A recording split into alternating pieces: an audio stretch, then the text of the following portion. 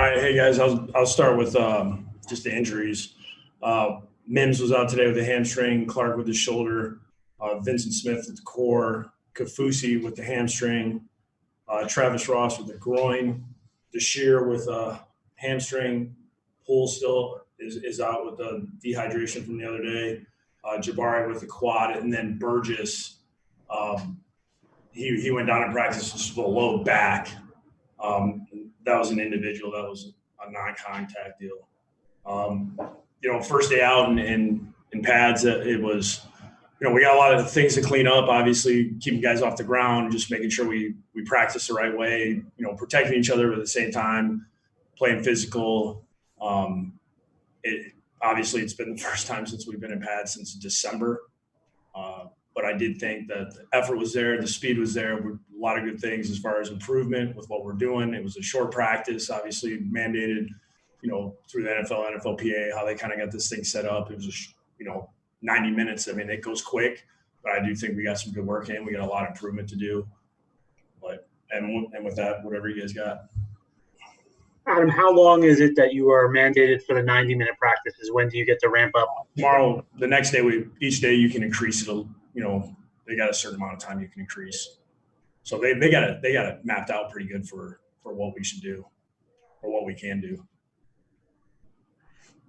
Adam, with this being the first padded practice, do you have to take any further precautions, COVID related, because now they're colliding into each other and doing things like that? Any special precautions? I mean, we're just, doing the same thing as far as encouraging our guys, especially, after practice, the procedures we go through when they come off the field with, the equipment.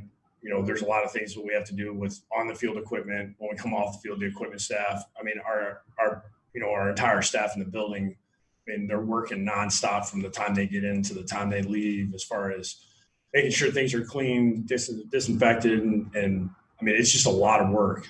And, we don't have, I mean, our staff almost feels like smaller than what it's been in the past because we have less people in the building. But, these guys are working extremely hard to try to make sure they do everything they can.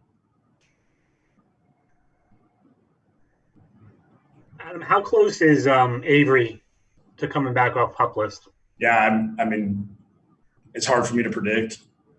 I wish I could say tomorrow, but especially all it takes is one or two guys to go down in one group, and now you're number wise you're struggling because, like we talked about yesterday, it's happened in the wide receiver group that it can affect the entire group really quickly. Reps go up for certain guys, and next thing you know, you have another injury.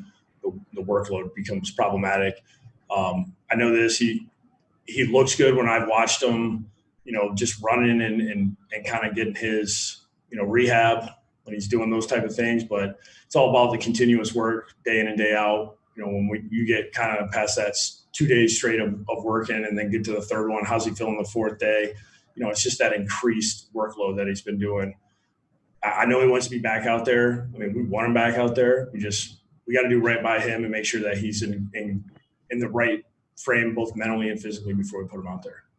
Adam, there was a play today where Makai got to, it looked like the second level of defense and had a pretty big hit on Neville Hewitt to knock him down. Can you just talk a little bit about what his athleticism and the ability that he has to get to the second level and continue blocking at the tackle position allows you to do on offense?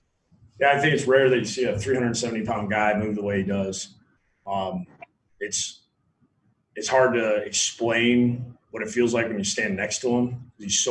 When you get next to him, that's when you realize how big this guy is. I mean, when other players are talking about his size, his length, his strength, that's when it's real. It's not something that a coach or a scout is just talking about just because of height, weight, speed, measurable type thing. He applies it to the field, and it's difficult for guys to figure out how to rush him in the passing game, and then in the run game, it's hard to move him back. Like you don't see much penetration. That line flattens out pretty fast, and the longer that he goes through this training camp, the better he's going to get. He's getting it's a great thing about playing Greg's defense. You get so many different looks that he's getting the full gamut, which he needs. You know, when you start playing different teams and you're seeing different techniques, like that sometimes can hurt a rookie's growth. And the fact that he's seeing this much this early is really good. Adam, in your experience with left tackles, I mean, you had Tunsil as a rookie in Miami. So like, what's the hardest thing for them coming out of college into what's the hardest adjustment? The volume, and the amount of defensive looks you get where you got to make little adjustments here and there. You can call the same plays, and there might be 2 or 3 calls per play for a lineman as far as who he's working with, whether it's a tight end, the guard by himself, and it happens fast in real time. And defenses nowadays, they're multiple. They, the late stems guys make, the disguises. There's a lot of things that he's probably never seen before that when we get on the practice field, it's the first time that he's ever seen it. And I feel like he's handled everything really well. To me, everything that he's done so far has shown me that he must have studied over the summer extremely hard to be able to come in here and execute the way that he's been executing. Adam, given what you just talked about there, there are a few people that are as multiple as Greg is on defense.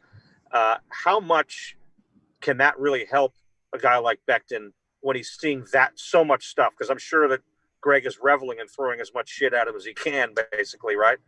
Yeah, I mean, that's just in general. It doesn't matter. Yeah, not just in Becton. He's not just picking on the rookie. He's picking on everybody. Yeah.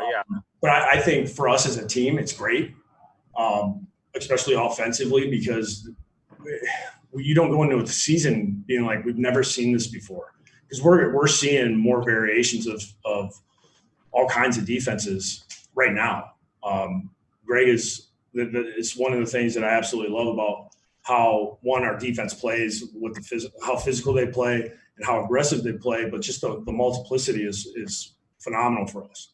And I think that's going to make us better on the offensive side. Just specifically for Makai, I mean, for somebody who's seeing all of this stuff for the first time, as overwhelming as it may be, does it help you measure him about how much he's actually taking in and because he has to use concepts.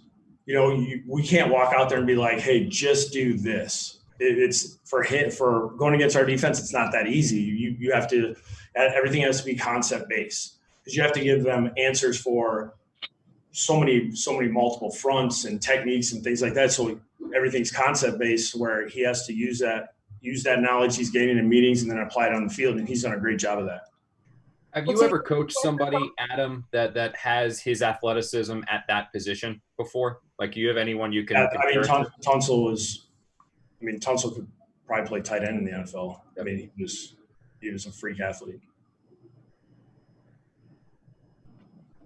Do you think that Greg Williams' ability as a coach to just scheme up defense will help you guys as you go through this linebacker transition? Because it looks like Neville and Blake have been taking a lot of reps with presumed ones. How does Greg's ability as a coach help you guys kind of go through a new phase at linebacker? Yeah, I mean, this is one thing that we talk about as a staff all the time, where injuries occur. We have the next man up philosophy. We're always going to try to put our players in the best position possible. So when guys do go down, when we do have some kind of change, we can't flinch as coaches. We just adjust what we're doing. We do everything we can to put those guys in the best position possible. And, sometimes it's through trial and error. Sometimes it's, hey, prove to us that you either can do something or you can't. That comes through, the entire time of training camp. When we hit the season, we should have a pretty good feel of who can do what and who we should use. Adam, obviously, go ahead, Wes. Adam, what have you seen from Cashman coming back? He had some opportunity last year as a rookie and then got hurt, and he's come in really good shape. Just what have you seen from him coming in? It almost feels like he did practice all year. It feels like that to me sometimes, where he doesn't look out of sync. He's not shying away.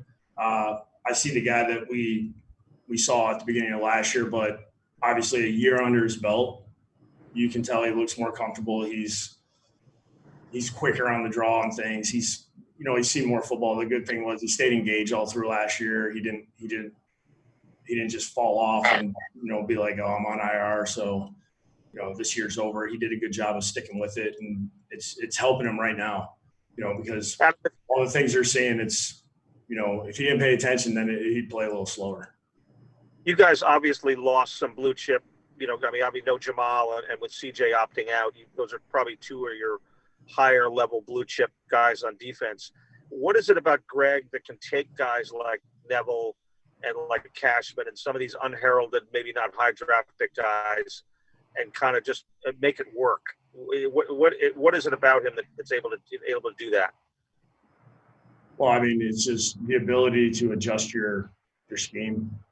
It's getting max, not only effort, but potential out of guys on the roster. Not being afraid to adjust or eliminate or add something that may be a strength or a weakness for a guy. I think that's a lot of times what comes into play when you lose guys and you refuse to change what you're doing, and it might not be best for them. That's when you get in trouble. When you're willing to adapt what you're doing to the players you have, that's the key to getting the most out of guys that technically might not have been the starter originally, but now they are, and you have to do everything you can to put them in the best position. We'll take two more for Coach. Adam, going back to Adam, are you still doing all of your meetings virtually? And what are the challenges of that? Do you feel like you're losing anything not having that in-person time? Sometimes we are doing everything virtually still. I think the only time is occasionally we'll you'll get some choppiness on the film on the other end with the players. I haven't heard anybody really complaining about it as of late. I think guys are they're used to it, or they're getting what they need out of it. I do think guys are doing a good job, and we've talked about this, of making sure they're trying to watch things before we even meet, and if not, watching afterwards, just to make sure that they got a clear picture of what we're talking about. If we feel like at some point that we have a setup to where we feel comfortable, maybe when we get to lower numbers, then maybe we start doing things in the building. I think right now we've finally gotten a good rhythm as far as the consistency of day in, day out operation, that, throwing another curveball, another change at these guys as far as times and things like that but we got some good flow going right now. Now, Adam, going back to Blake Cashman, if you just look at his combine stats, he's probably one of the most athletic linebackers in the league.